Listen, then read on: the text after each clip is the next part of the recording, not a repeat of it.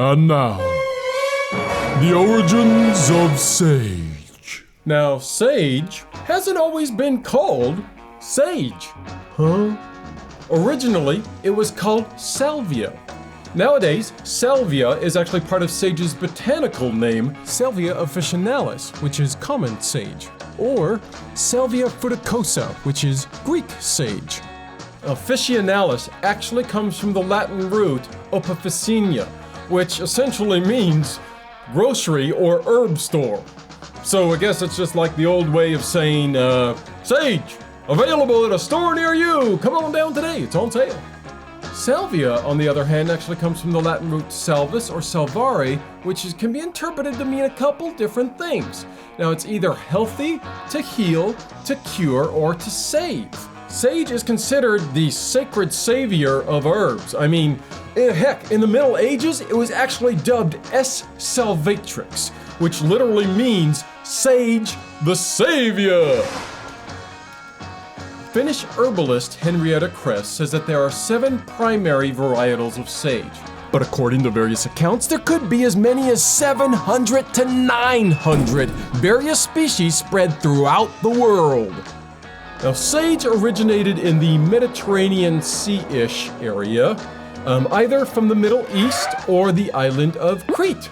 Though again, we really don't have any hard facts about which one. I mean, it could be either, or it could be both. Hey, let's just say both. I mean, then everybody wins, right? Woo! Everybody wins. Party hats for all.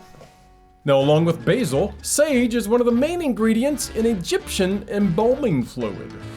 It was said that Egyptian pharaohs couldn't actually move into the afterlife without these herbs. Now, the stuff must have smelled much better than you think. I mean, it can't be that bad with all those herbs in it, right? Oh, God, what was I thinking? Now, sage is first found in print on the Ebers Papyrus in 1500 BC. And the first image is seen in the Minoan bluebird fresco from Knossos, Crete in 1450 BC. Now, sage was highly regarded by the Romans, the Gauls, the Greeks, and everyone else you could think of. I mean, like I said, sacred savior of herbs. The sage was recorded as being the favorite herb of Emperor Marcus Aurelius. It was said that he got his valor from it by having it every night before bed.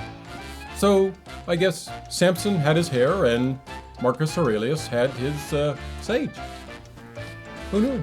Now, the Romans had a very special ceremonial way of harvesting sage. Now, you had to have it harvested with a non-iron tool by chaste young boys who had purified feet and were wearing white tunics.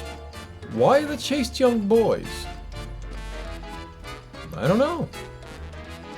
I don't think I want to know. So, here's one that you might have heard about before, but might not be exactly sure about. Sage was long thought to improve wisdom and memory, which is indeed why people eventually became associated with it and known as sages.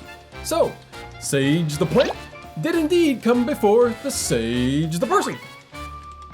Isn't that sagacious? As a testament to its popularity, there is a famous quote that comes from either an Arab proverb but also could come from Greek physician Hippocrates. It states, "How can a man die when sage is growing in the garden?"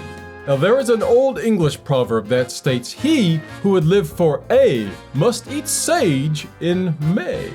Now, the May part comes from that's when they would actually first start harvesting it, was in May.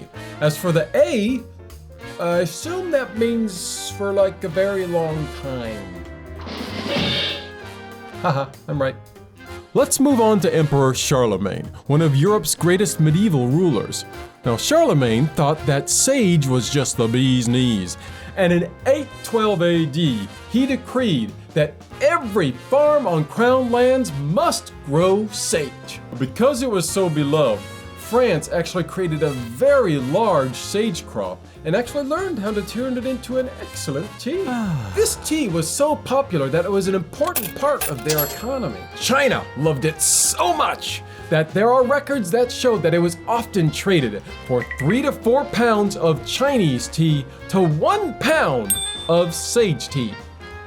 Walafrid Strabo, there's a name for you, A 9th century monk at the Rishno cloister in Constance opens his poem Hortulus, which explains the healing properties of cultivated garden plants. Sage shines forth in the first instance, is pleasing to the taste, is very powerful, and also a useful drink. In 1555, Hieronymus Bach, now that's a cool name, wrote, "Of all the bushes, there is scarcely a bush like sage, as it can be used in medicine, for culinary purposes, cellars, and for the rich and poor." In 1688, Paulini from Augsburg wrote a 414-page comprehensive monograph on sage. Famous French author Alphonse Karr is quoted as saying, "Rue is nothing in comparison with sage. Sage preserves the human race." I could just keep going and going and going. Like the Energizer Bunny. Y'all remember him? Yeah, because this is the bulk of sage's history. Everybody loves sage. It even won the International Herb Association's Herb of the Year in 2001, and given its history, I'm surprised it's not winning this award every year. It is the proverbial golden child of ancient herbs. Oh, sage, mighty sage, we bow to your greatness. No, I shan't look at you. You are too wonderful and great. What's that? Oh, maybe just a small bite. Thanks so much for watching. If you liked this video, go and remember to share it with your friends and hit the like button and all those fun things that'll make me super happy. Woo! If you want to learn more about all the stories I talked about today, go ahead and look at the links down in the description below. My question for today is, how often do you use sage? Alright, go ahead and tell me in that comment section and stuff, because I really want to know, and we can talk about it and be fun, all those things. Until next time, be kind and eat more sage.